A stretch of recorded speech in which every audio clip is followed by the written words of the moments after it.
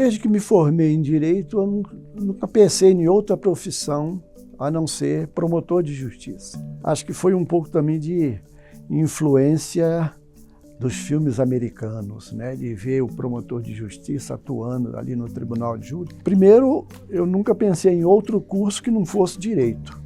Quando eu era funcionário da Nova Cap, ainda funcionário administrativo, eu gostava de dar palpites na legislação, ali CLT, e acabei sendo nomeado chefe de uma seção de legislação de pessoal. E então, na Nova Cap, atuei nessa função sem ter nunca entrado numa sala do curso de Direito. Fui membro e presidente da comissão de inquérito da Nova Cap, então a minha vocação era pelo Direito. E no Direito, nenhuma outra profissão me atraiu como a de promotor de justiça. O meu maior desafio, especialmente depois que passei a atuar como promotor de justiça, porque o início de carreira, quando eu entrei no MP, era defensor público, né? Nós tínhamos o compromisso de defender o direito de quem nos buscava, mas era uma posição um pouco mais cômoda, porque nós estávamos defendendo o direito, alguém que ele vinha dizer, olha, eu tenho tal direito, e nós íamos pleitear aquele direito. Quando passei a atuar como promotor de justiça, aí a situação já ficou um pouco diferente, porque nós passamos a acusar uma determinada pessoa. Então, a minha preocupação, o meu maior desafio em toda a minha vida como promotor de justiça e depois como procurador de justiça da área criminal, foi sempre não cometer nenhuma injustiça. Quando recebia um inquérito, eu tinha o cuidado de ver toda a prova, só fundamentar uma denúncia se tivesse um início de prova bom para amparar essa denúncia, e quando chegava na fase das alegações finais, só sustentar a acusação se o conjunto probatório me convencesse realmente da culpa do acusado. Então a minha preocupação sempre era essa, de poder chegar em casa e deitar, botar a cabeça no travesseiro e falar, não cometi injustiça com ninguém hoje. Eu participei como promotor de justiça de um processo que foi resultado de um assalto, um posto de gasolina. Os réus eram todos extremamente jovens, todos recém-entrados na idade penal, né? 18 anos, 19, e esse assalto acabou com um fim trágico, foram 3 ou 4 mortes. Assaltantes totalmente inexperientes, daqueles que estão ali realizando um ato, mas extremamente sob tensão, com medo, e se apurou durante o processo que num determinado momento da ação criminosa, ele fez algum gesto ao agente criminoso, pareceu que era um ato de defesa, um ato de reação, e daí então se desencadeou toda aquela tragédia que resultou nas mortes, né? Inclusive de atendentes do posto, de pessoas que estavam na hora abastecendo, né? Mas o trágico daquilo tudo foi acompanhar aquela audiência em que se misturavam as mães dos réus com as mães das vítimas, assistindo aquele rememorar dos fatos, aquela audiência, recriando todo o processo, tudo aquilo que aconteceu, e essas mães choravam ali. Isso realmente para nós foi um fato assim, muito marcante, né? Nós vimos que foi uma coisa que aconteceu absolutamente por inexperiência de todos envolvidos. Ninguém tinha intenção de matar, mas aí pode-se dizer, mas se não tinha intenção de matar, por que estava armado? Mas eles estavam armados porque eles foram realmente para assaltar.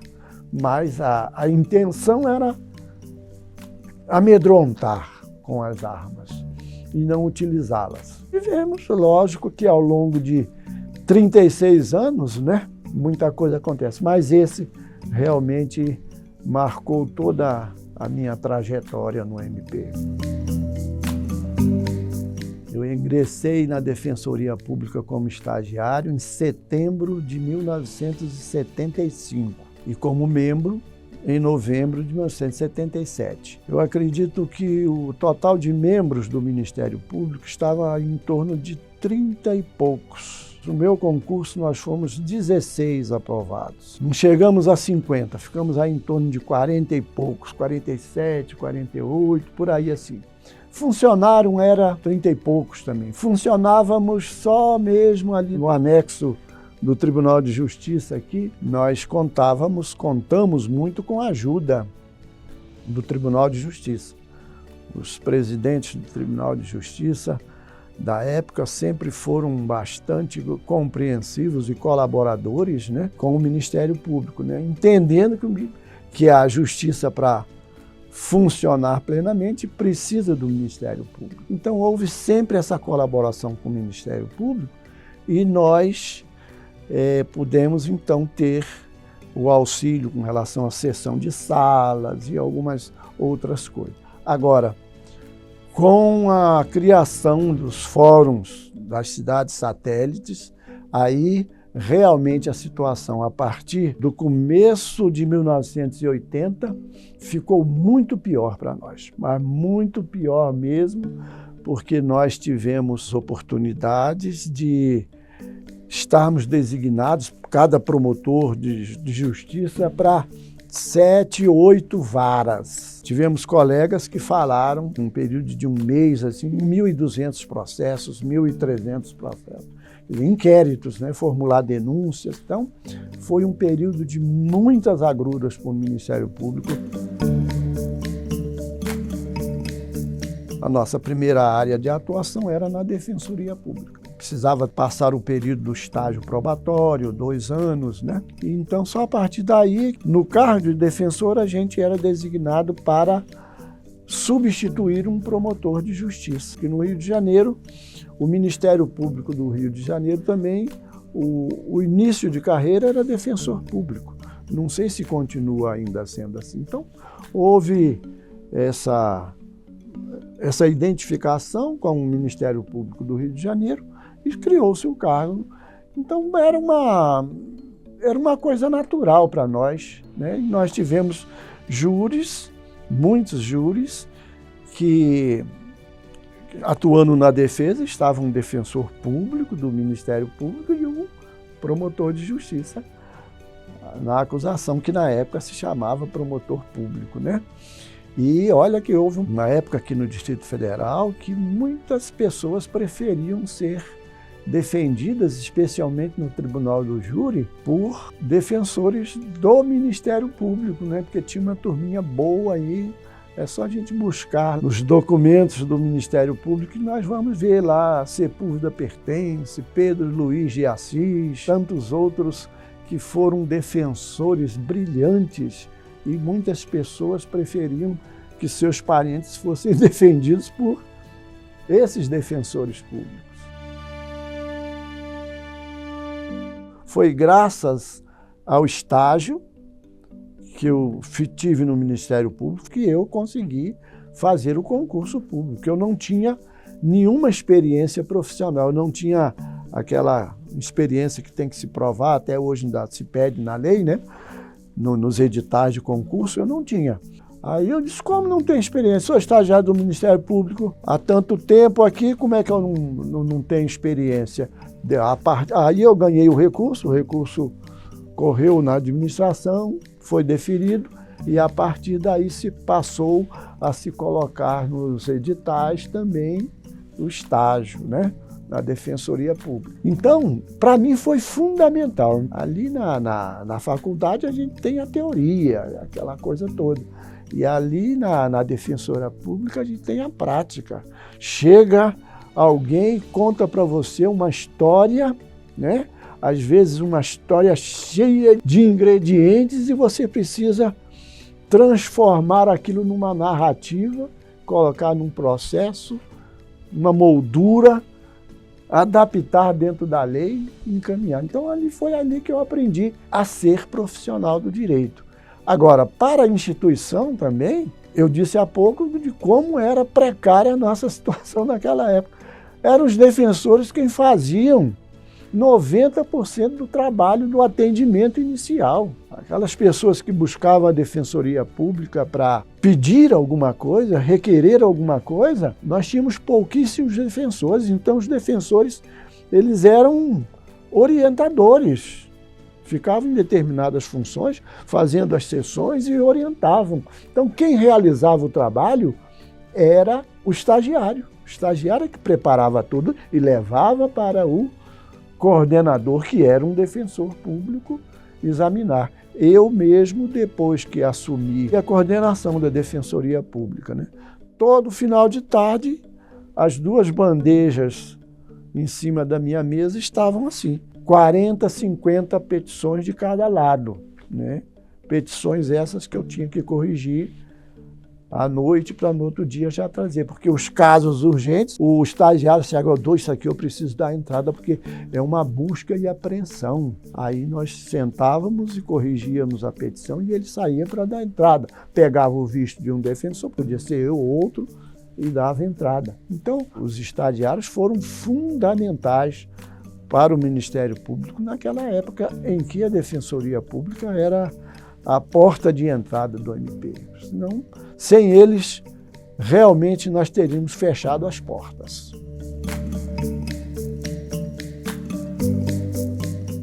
O Ministério Público constatou que se ele parasse, se ele fechasse as portas da Defensoria Pública hoje de tarde, as pessoas que chegassem não teriam aonde serem atendidas, né? Então, o Ministério Público continuou a prestar os serviços de defensoria pública, porque senão a sociedade carente ficaria absolutamente desprotegida. Paralelamente, a administração superior do Ministério Público, procurador-geral, entrava em negociações, em diligências com os órgãos para assumir essa tarefa. Por exemplo, o GDF precisava criar a Defensoria Pública, foi criada depois, não me lembro quanto tempo depois, mas o GDF criou uma Defensoria Pública e as faculdades passaram a criar também um núcleo com uma Defensoria Pública, CEUB, o DF, várias faculdades de direito do DF começaram a criar. Mas, enquanto isso não acontecia, o Ministério Público entendeu que não podia deixar aquelas pessoas desprotegidas, desamparadas de assistência judiciária. E continuou a prestar esse serviço ainda, parece que por 2 ou 3 anos. A lei de 81, que criou o Ministério Público, ela tratou do Ministério Público no âmbito geral, do Ministério Público Estadual, e teve algumas normas do Distrito Federal. Então, eu me lembro que a associação nossa, ela teve bastante atuação, e essa lei estabelece o dia do Ministério Público. Essa lei complementar número 40 institui o dia 14 como o Dia Nacional do Ministério Público, que para nós, aliás, ficou sendo um dia de amarga lembrança, porque nós estávamos todos aguardando a nossa equiparação salarial com a magistratura ou com o Ministério Público Estadual, e nós estávamos, eu me lembro bem que nós estávamos até comemorando, exatamente no dia 14, era o dia do nosso jantar. Nós já tínhamos, eu acho que até hoje ainda tem um jantar tradicional de encerramento do ano, né? Todo final de ano tem esse jantar. Nós estávamos no restaurante do Hotel Nacional comemorando quando alguém chegou com a notícia que o presidente da República tinha vetado exatamente o artigo que nos dava essa equiparação. Aí podem imaginar como foi a amarga sobremesa desse jantar, né? Eu e outros colegas atuávamos no setor de habeas corpus, e então nós entendemos por bem não participar da greve, mas também não ter nenhum movimento contrário à greve. Nós simplesmente vínhamos aqui, elaborávamos os nossos pareceres, mas a greve, ela chegou a um ponto que a classe não tinha mais o que fazer. Não havia um canal para se dialogar, não havia esperança, não havia perspectiva nenhuma.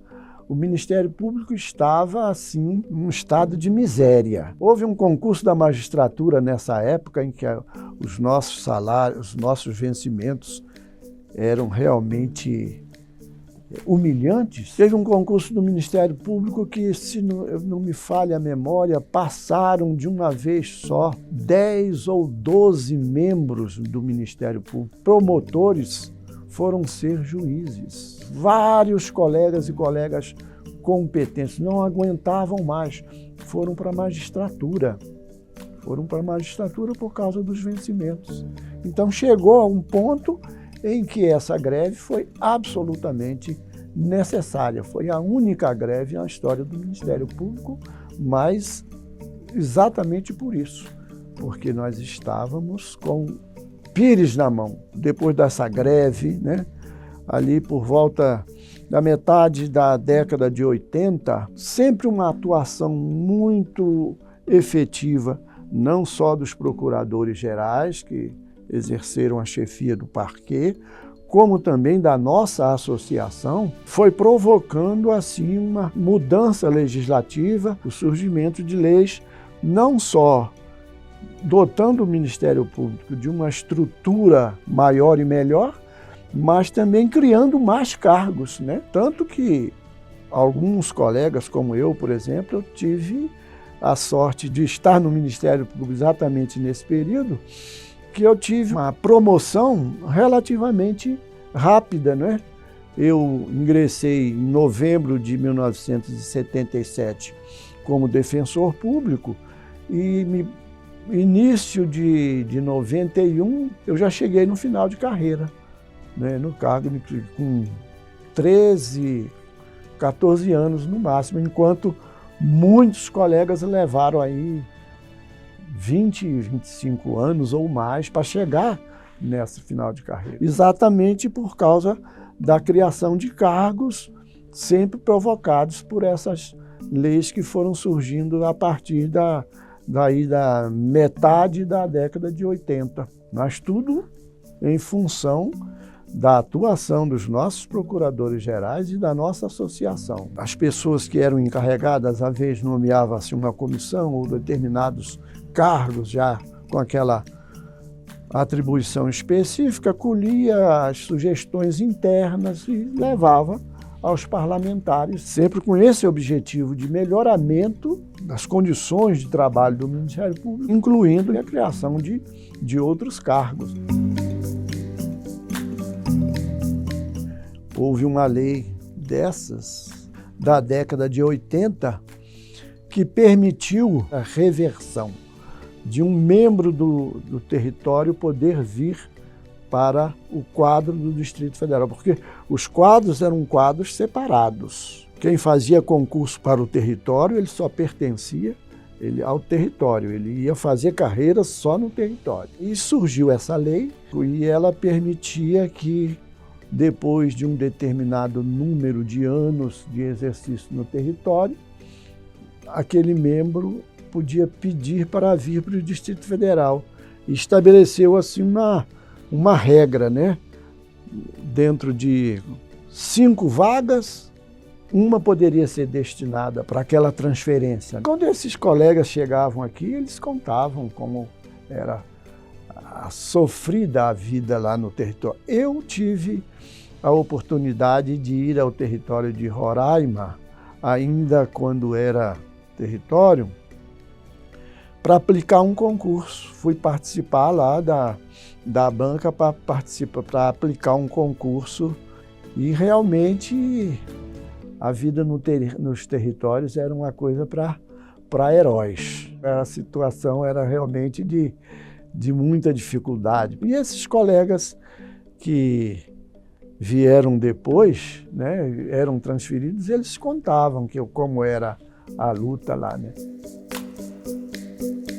Um período difícil, não só para Brasília, para o Distrito Federal, mas um período difícil para o Brasil, né? E o Ministério Público do Distrito Federal teve que enfrentar situações. A imprensa da época, principalmente o Correio Brasiliense, ele retratou com muita fidedignidade, né, tudo aquilo que aconteceu, mostrando o heroísmo dos promotores da época, tendo que enfrentar, muitas vezes, pedir arquivamento de inquérito policial militar, né, e que envolvia pessoas de atuação política no Distrito Federal, né? E foi um período de bastante dificuldade, mas os promotores da época, eu pude constatar isso através do exame dos documentos, eles não baixaram a cabeça, né? Mesmo sob ameaça, mesmo com pressão, eles, quando entendiam que tinha que pedir o arquivamento porque não havia motivo, e foram muitos casos que se pediu o arquivamento, eles pediram e sustentaram o arquivamento, com toda possibilidade até de serem presos, mas tiveram muitas dificuldades, né, em sustentar essa luta pela prevalência da lei, né, da lei e da justiça, mas sustentaram. Isso foi uma fase bastante importante do Ministério Público e se destacou, me lembro, da Carlos Gomes San Román, foi um promotor dessa área que lutou bravamente para se colocar. Outros colegas também se destacaram, mas eu me lembro agora, o nome que me vem à memória é de San Román, que depois fez concurso para a magistratura e foi um brilhante juiz. Mas ele, enquanto promotor de justiça, ele foi de uma bravura exemplar para não cometer arbitrariedades. Eu tenho para mim que essa semana do Ministério Público, ela foi o embrião do Congresso interno do Ministério Público, né? Que a partir de um determinado período, e esses eu participei, o primeiro foi em 1993, nós passamos a ter o nosso congresso interno. Não sei se ainda existe o congresso interno. E esses congressos internos, eles davam exatamente a oportunidade para isso, né? Para se discutir, um colega saber com o que estava acontecendo na promotoria do outro colega, né?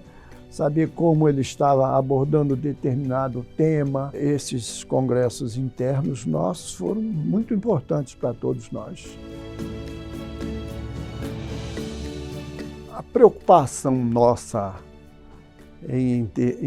quando se falava em equiparação, pelo menos eu pessoalmente, eu pensava em equiparação salarial. A distância era muito grande dos vencimentos dos magistrados para os nossos, tanto que muitos colegas foram para a magistratura, né, em busca de melhores condições, mas havia outras questões que a gente às vezes se preocupava, porque existiam determinados juízes em algumas circunscrições que achavam que o promotor tinha que sentar-se em qualquer lugar. Tem lá um dispositivo que diz: o promotor de justiça terá assento à direita, no mesmo patamar, porque alguns juízes sentavam em um trono aqui no alto e botavam a cadeira do Ministério Público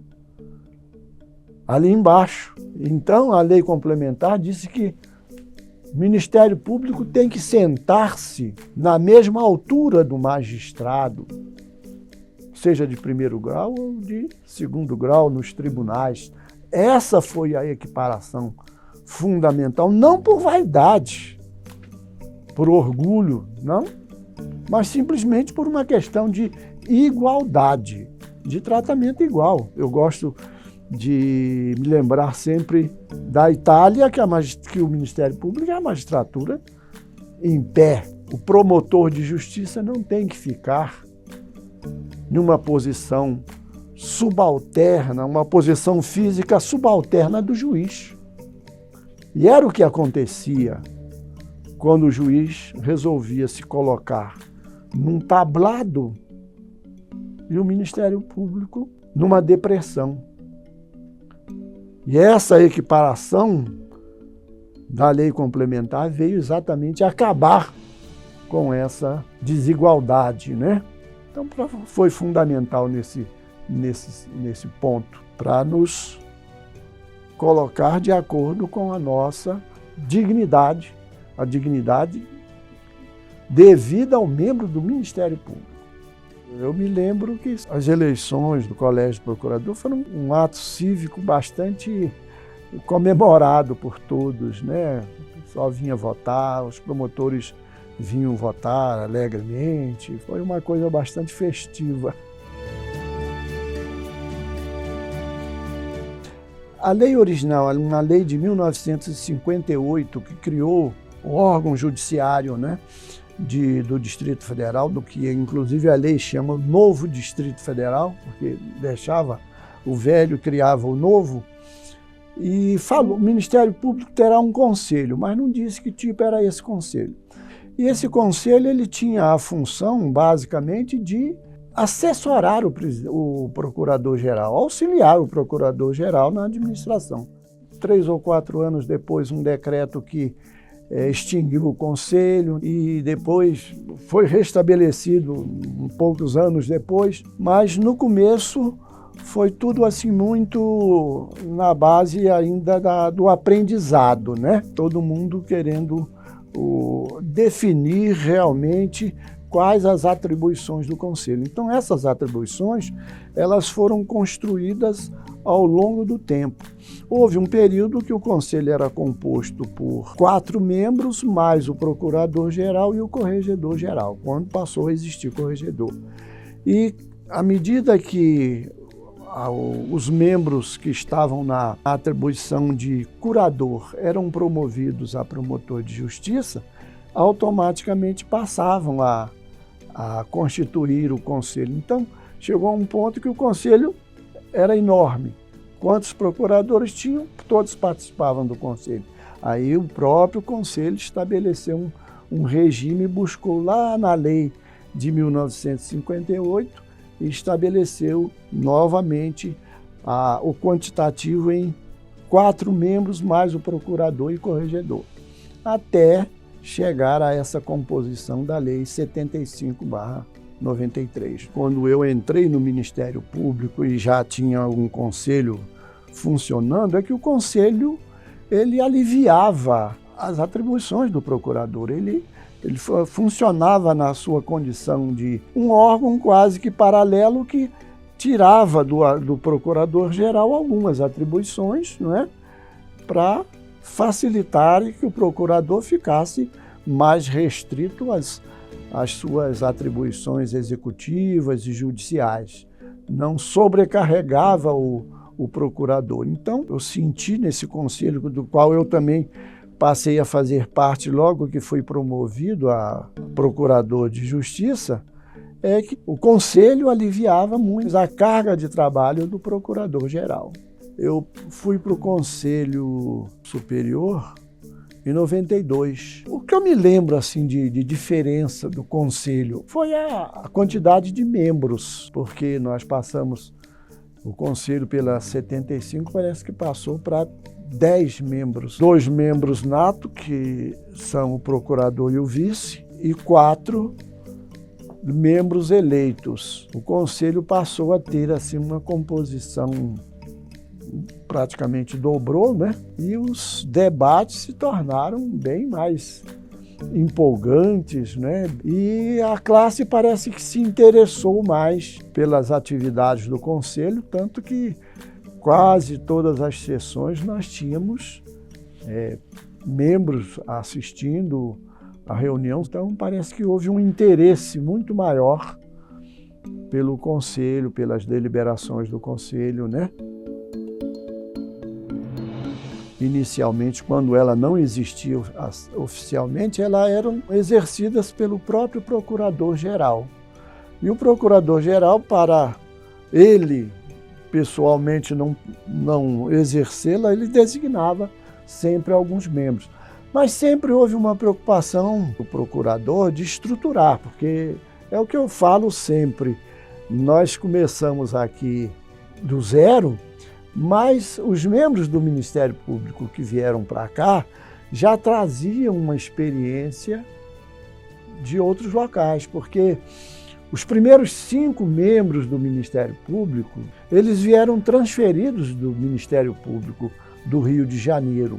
Teve um outro membro que veio do Ministério Público de Minas Gerais.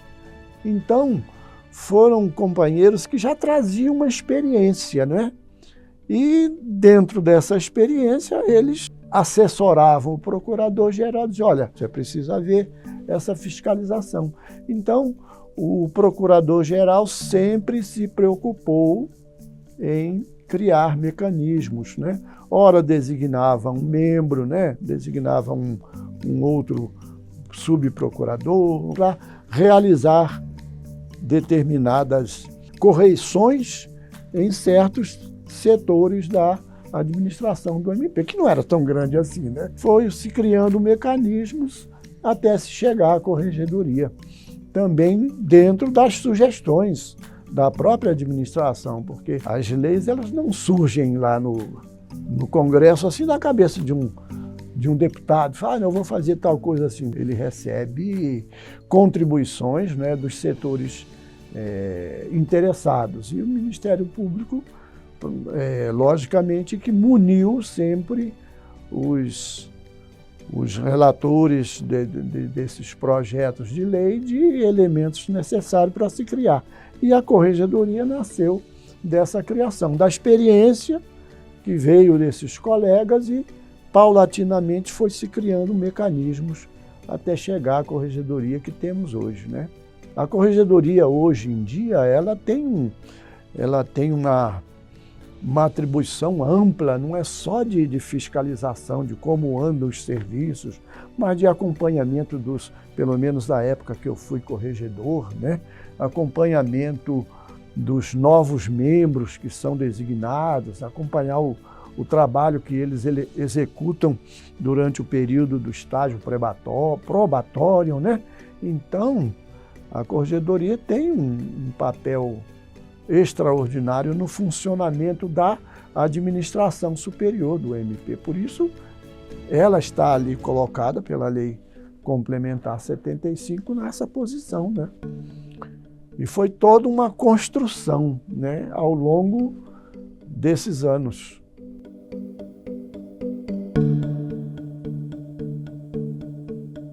Elas foram criação da Lei Complementar 75, né? As 2 primeiras câmaras, uma civil e outra criminal, foram instaladas em setembro de 1994. A Lei 75, ela deu as diretrizes maiores das câmaras, mas precisou o Conselho Superior baixar provimentos, estabelecendo mais detalhadamente quais as funções, as atribuições das câmaras. E o Conselho precisou de todo esse tempo, desde a Lei Complementar 75, que foi de maio de 93, até meados de 94, para criar essas normas, e só em setembro é que foram instaladas as 2 primeiras câmaras. Eu fui designado a participar da Câmara Criminal. As atribuições que as câmaras passaram a exercer eram atribuições do Procurador-Geral, principalmente na questão de arquivamento de inquéritos, né? Uma questão criminal que era bastante delicada era a questão do arquivamento de inquérito. Quando o promotor achava que não deveria denunciar, e aí ele mandava para o procurador tinha que examinar ou designar um membro, e normalmente ele designava um membro para examinar e ver se era o caso de arquivar ou indicar outro membro para denunciar. isso passou a ser da Câmara, né? E esse período foi assim um aprendizado, né? Foi um laboratório. Nós levantamos dados, buscamos elementos em outros ministérios públicos, né?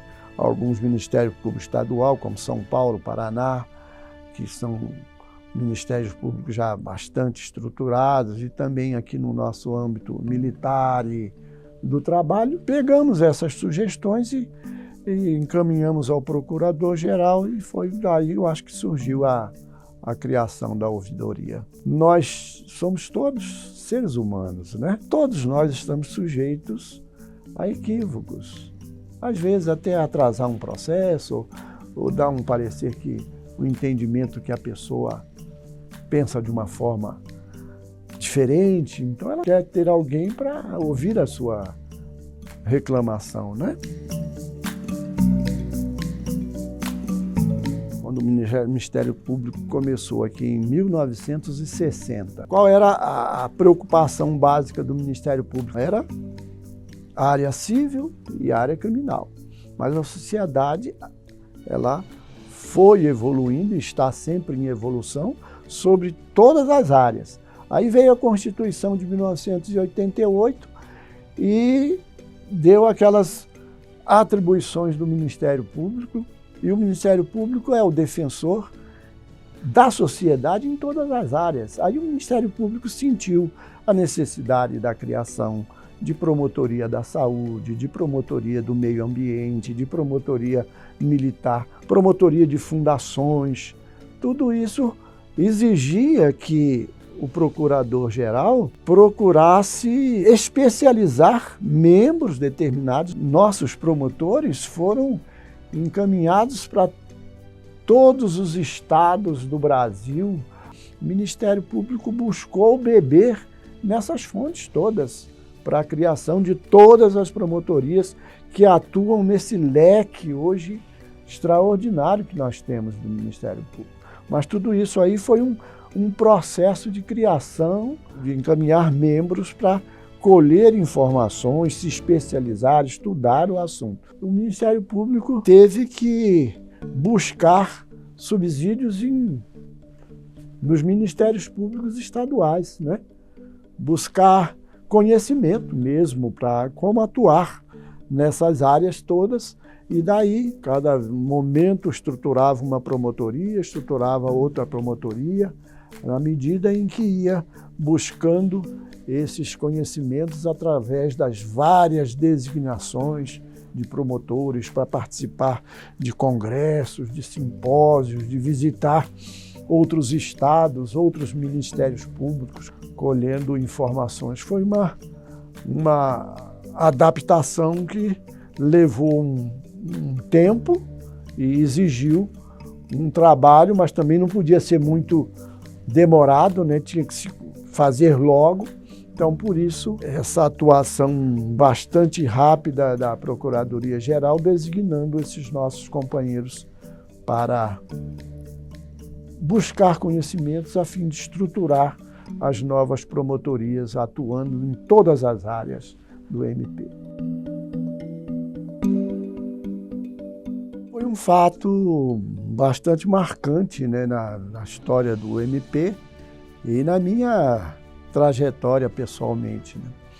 Porque eu não me lembro bem qual motivo surgiu uma necessidade de se fazer uma correição numa delegacia da Ceilândia. O procurador, na época, designou uma comissão. Eu me lembro bem que na comissão éramos 3. Eu, tinha um outro companheiro que, lamentavelmente, me fugiu o nome, e o terceiro era o André Vinícius. O André Vinícius eu não esqueço. Ele ficou marcado muito assim a presença do André na comissão, de calmo, de uma tranquilidade extraordinária. Me ajudou muito, inclusive, nessa calma, nessa tranquilidade dele. E nós tomamos conhecimento antes que os delegados não estavam de acordo com aquela correição. Nós tivemos uma reunião com o Procurador-Geral. Nós tínhamos a opção de pedir reforço para o cumprimento da diligência, o cumprimento do ato. Mas aí quem seria o garantidor dessa diligência se ela seria realizada nas dependências da Polícia do Distrito Federal?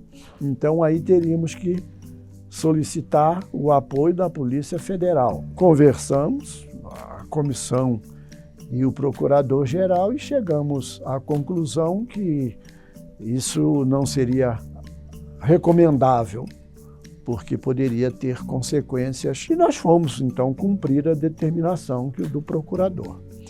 Mas quando nós chegamos no pátio da delegacia, o motorista nosso da época, ele disse: doutor João, vocês vão descer, vocês vão entrar aí? Eu digo: vamos. O pátio, o externo, ali em volta ao estacionamento, estava absolutamente lotado. Delegados, agentes, todos ali em volta, já no pátio, e nós descemos os três, logicamente cumprimentando a todos, e fomos entrando na delegacia, nos dirigindo à sala do delegado titular da delegacia. O corredor parecia o chamado corredor polonês.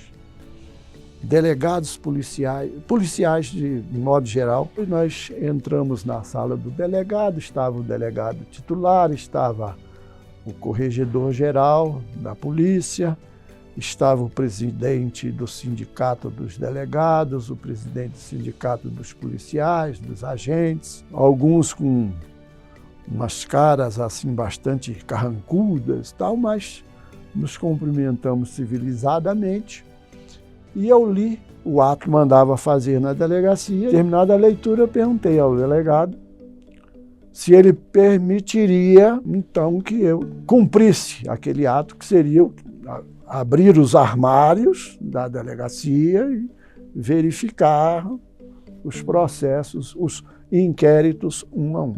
E o delegado, um pouco temeroso, olhou para o corregedor-geral deles, olhou para o presidente do sindicato e disse: não permito. Aí ele: pois não, o senhor não permite, nós damos por concluída a nossa tarefa aqui na delegacia, faremos o relatório ao procurador-geral.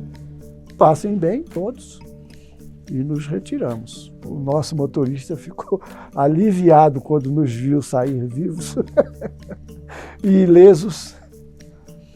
E daí apresentamos o relatório ao procurador-geral, foi impetrado um mandado de segurança, foi denegado em primeira instância, mas o tribunal cassou a decisão de primeira instância e concedeu a ordem para que fosse feita a correição. Foi esse episódio que deu origem à criação do núcleo de controle externo da atividade policial. Cada promotor, onde está nas suas promotorias, ele tem a liberdade de fazer as correições, mas existe esse órgão específico que é encarregado de fazer as correções, o controle externo da atividade policial.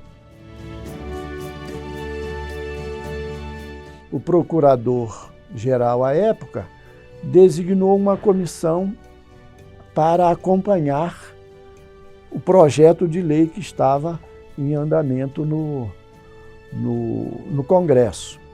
E nós tomamos conhecimento de que alguns estados, pouquíssimos, já tinham uma lei estadual com juizado especial, né? Já estavam funcionando. E um desses estados era Mato Grosso do Sul. Então, eu e o doutor Rogério fomos designados pelo procurador para conhecer como funcionava a lei do juizado especial de Mato Grosso do Sul. E nós comparecemos, ficamos lá 2 ou 3 dias, assistimos audiências, conversamos com os promotores e colhemos todo o material possível e depois entramos aqui em contato com o ministro da Justiça, com o relator do projeto à época, e as contribuições que o Ministério Público do DF apresentou influíram bastante na lei, a Lei Federal do Juizado Especial. eu acho que eu usei no histórico uma expressão assim, que era o sonho da casa própria, lá no livro 4 Décadas, né? E realmente é como a gente se sente quando você sai de um aluguel e vai para a sua casa própria, né? Quando você sai de um apartamento minúsculo de 1 quarto para um de 4 ou 5 quartos, é uma coisa realmente extraordinária, né? É uma coisa que você se sente cidadão. Bom, o Ministério Público agora tem foros de cidadania, porque já tem a sua casa, não vive mais em casas emprestadas. Então, para nós foi realmente uma alegria extraordinária. E eu me lembro até hoje de tomar posse da casa própria, né? A sociedade que busca o Ministério Público agora sabe mais especificamente aonde buscá-lo, né? Em todas as circunscrições, em todas as cidades satélites, o Ministério Público já tem a sua casa, né? O seu prédio. Então, a pessoa não precisa entrar nas dependências do Tribunal de Justiça e ficar perguntando aonde funciona o Ministério Público. Não, ele vai na casa do Ministério Público, que é a casa do cidadão, né? E nós consideramos como a casa do cidadão. Então, foi fundamental, possibilitou ao Ministério Público atender de uma forma muito mais positiva e efetiva a sociedade. Desde que entrei para o Ministério Público, eu conheci a associação e, para mim, a associação ela era fundamental, né? Dentro da nossa estrutura, dentro do que nós fazíamos, porque ela está sempre em defesa das nossas prerrogativas, né? Porque hoje nós temos constitucionalmente asseguradas as garantias, mas já houve época em que nós não tínhamos essas garantias asseguradas na Constituição, mas a associação estava sempre em defesa dos associados, sempre em defesa dos membros, e eu sempre achei assim a maior importância essa atuação. Ela foi fundamental na Constituição de 1988. Porque naqueles momentos da elaboração da Constituição de 1998, existiram vozes que defendiam que o Ministério Público do DF não tinha que pertencer ao Ministério Público da União. Nós deveríamos ser da estrutura do governo do Distrito Federal.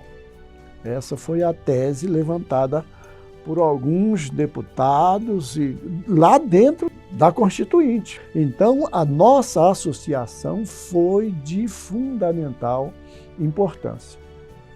Os membros da associação, eles não vinham aqui no Ministério Público e eu acho que nem iam em casa. Ou só iam em casa tomar banho e mudar de roupa. Porque eles viviam dentro do Congresso, lutando, buscando apoio, falando com um e com o outro, né, para quebrar aquela barreira que não queriam o Ministério Público do DF no Ministério Público da União. E o nosso procurador-geral da época, também não podemos esquecer, Dr. Geraldo Nunes, ele foi de fundamental importância, junto com a associação. Ele, com os contatos deles, contatos políticos, ele foi de uma importância assim, fundamental. Ligava para um, ligava para outro, encontrava com um, encontrava com outro. E foi graças à união dessas duas forças, do nosso procurador-geral e da associação, que nós ficamos no Ministério Público da União. Sempre teve esse sonho, né, de haver uma escola em que os membros pudessem se aperfeiçoar de tempos em tempos. Mesmo antes da Lei 75, manifestações de conselheiros a esse respeito dessa escola. Mas quando surgiu então a 75, aí esse sonho foi se tornando cada vez mais concreto, né? Primeiro nós tivemos que vencer um pequeno debate, né? Um pequeno embate, porque nessa época havia sido criado, no âmbito do Ministério Público, um sindicato. Nós já tínhamos a associação, porque a associação foi criada logo por aqueles 4, 5 primeiros membros ali em 1961. Mas com a Constituição de 1988, houve um entendimento de que os órgãos públicos poderiam criar também sindicatos, né? Então, no Ministério Público do DF foi criado um sindicato. Eu não sei nem se esse sindicato existe ainda hoje. Mas na época da criação da escola, algumas vozes falavam que, defendiam que a escola deveria ter o patrocínio da associação. E outras vozes diziam que devia ter do sindicato. Então, por isso, nós tivemos que fazer assim, uma espécie de um plebiscito, né? Uma consulta a todos os membros do Ministério Público. Foi uma votação perguntando exatamente isso. Você acha que deve ser criada uma escola do Ministério Público? Era a primeira pergunta. Essa escola deve ter o patrocínio da associação? E outra pergunta, se era do sindicato. Então, a grande maioria esmagadora entendeu que deveria ser da associação. E com essa, o resultado desse plebiscito, né? Então, se tomou todas os trâmites, depois foi designada uma outra comissão para criar os estatutos, mas o fato é que ela foi precedida primeiro de um pequeno embate para saber como ela nasceria, né? Sob que condições. Mas foi bastante interessante. Um caso que repercutiu muito no Distrito Federal e até nacionalmente, que houve uma atuação bastante efetiva do Ministério Público, foi o caso do jornalista Mário Eugênio, né? Houve uma portaria designando um grupo para acompanhar, porque foi a atuação do Ministério Público bastante complexa, né? Porque o jornalista era um profissional bastante polêmico, né? Ele, daqueles jornalistas de área criminal que olhava para todos os lados, né? Estava sempre apontando os equívocos, os defeitos de determinados membros da sociedade. Então, o que não faltava para ele eram inimigos. A quantidade de suspeitos que surgiram à época foi muito grande. Houve uma atuação muito eficiente do Ministério Público, tanto da autoridade policial, como também do Ministério Público, participando efetivamente até chegar à elucidação completa dos fatos, né, e responsabilizar as pessoas que deveriam ser responsabilizadas. Então, esse fato do jornalista foi assim bastante marcante aqui para o Ministério Público do DF. Um determinado dia eu recebi um livro do Ministério Público Militar, era um histórico, trazendo assim alguns dados históricos a respeito de integrantes do Ministério Público Militar. E aquilo me chamou a atenção. E eu falei, bom, o Ministério Público do DF também poderia levantar a sua história. E eu já tinha um esboço histórico, porque no ano anterior, em 95, nós tivemos o nosso segundo congresso do Ministério Público, congresso interno do Ministério Público, que foi realizado na pousada do Rio Quente. E eu fiz a palestra de abertura fazendo exatamente um histórico do Ministério Público, porque naquela solenidade seriam homenageados o nosso primeiro procurador-geral, que foi o Dr. Dario Délio Cardoso, o segundo, Walter Seneviva, quer dizer, as famílias deles seriam homenageadas receberiam uma medalha, né? E eu fui encarregado de fazer o discurso de abertura do Congresso. Então eu fiz esse levantamento, busquei dados sobre o Dr. Walter Seneviva, Dr. Dario, para amparar o meu discurso. E com esse livro do Ministério Público Militar, que aí chegou às minhas mãos já em 96, me veio a ideia de sugerir ao Procurador-Geral, que na época era o Dr. Humberto, a designação de uma comissão para elaborar o histórico do Ministério Público. E ele, então, nos designou.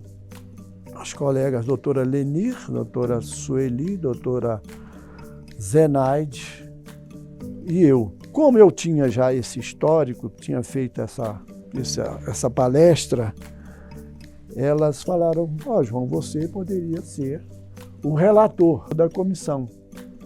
E eu aceitei o encargo. Surgiu o esboço do que viria a ser depois o livro 4 Décadas, né? Feito esse esboço, eu submeti a apreciação da comissão, tudo, e acabou resultando nesse livro. Então foi uma atividade assim extremamente gratificante, né? Porque eu pude ver, né, o quanto aqueles companheiros da primeira hora foram valentes, né, foram valorosos, né, e quanto amor eles tiveram pelo Ministério Público, quanto amor eles tiveram pela causa do Ministério Público, da sociedade.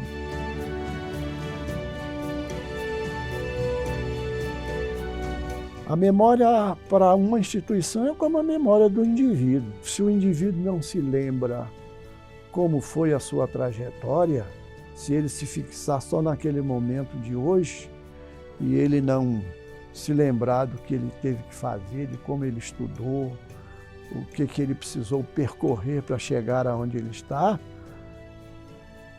ele vai ser um indivíduo vazio, supérfluo, né?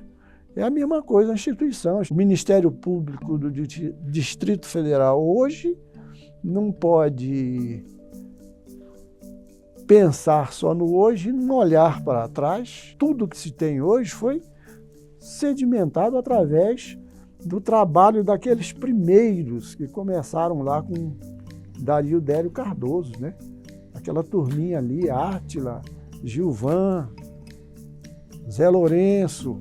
Então, se nós, como pessoas ou como instituições, não olharmos para o passado, nós não vamos valorizar o presente nem nos prepararmos para o futuro. Por isso que eu acho que é fundamental. Passado, presente e futuro têm que estar unidos, porque são apenas compartimentos de um tempo só, né? De uma trajetória só. Então foi importante saber. Quando tinha 15 anos, tinha 30 e poucos membros. Ele não começou com 30 e poucos membros, começou com 5, depois mais 6, e depois foi crescendo, né? E quando eu cheguei, eu já fui direto lá para o 7º andar do prédio, aqui do Ministério do Tribunal de Justiça, né? Tinha a defensoria já instalada, mas antes o Ministério Público teve toda uma trajetória. O Ministério Público precisou ir para o Bloco O, precisou ir para outros setores, outros lugares. Então, tudo isso eu precisava saber para valorizar, né? Porque começou a Justiça e o Ministério Público todos amontoados em um andar só, lá da Esplanada, para depois chegar aqui. Então isso acho que é fundamental para a gente saber. Então nós precisamos, como instituição, também valorizar o que temos, agradecer o que temos e, na medida do possível, buscar a melhora, buscar melhorias para o futuro, não parar também no tempo.